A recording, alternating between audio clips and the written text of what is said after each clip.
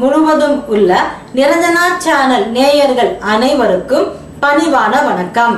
இது ஒரு ஜோதிட நிகழ்ச்சி.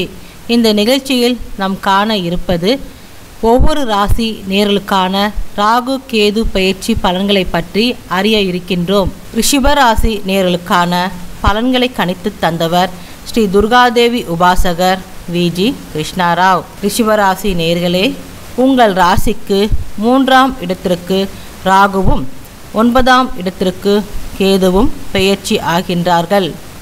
ராகு புதன் சாரத்திலும் கேது செவ்வாய் சாரத்திலும் அமைவது எதிர்பாரா தனலாபம் தர இருக்கின்றது. 3ஆம் இடம் கீர்த்திஸ்தானம், 9ஆம் இடம் பாக்கியஸ்தானம் ஆகும். தொட்டது துலங்கும். சகோதர சகோதரிகளுக்கு நன்மை செய்யும். மறைந்திருந்த உங்கள் கீர்த்தி அதாவது புகழ் வெளிப்படும். பலரும் பாராட்டும்படியான வாழ்க்கை அமையும். தந்தை வழியில் நன்மை உண்டு. திருமண யோகம் தள்ளி வந்தது இனி கூடி வரும். கடன் சுமை குறையும். வெளிநாட்டிற்கு செல்லும் பாக்கியம் உண்டு. மேல் படிப்பு அமையும். புத்திரஸ்தானத்தின் சாரத்தில் ராகு அமர்வதால் புத்திர பாக்கியத்தில் இருந்த தடை நீங்கி தெய்வ அனுகிரகத்தால் புத்திர பிராப்தி கிடைக்கும்.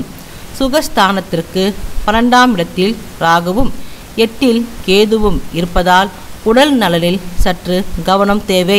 எண்ணெய் வாகனம் விற்பது போன்ற தொழில் நல்ல ஆதாயம் கொடுக்கும்.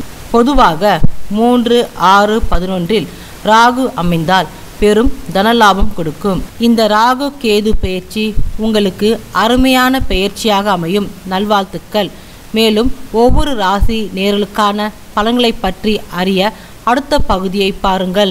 உங்களிடம் இருந்து விடை பெறுவது உங்கள் நிரஞ்சனா. நன்றி, வணக்கம்.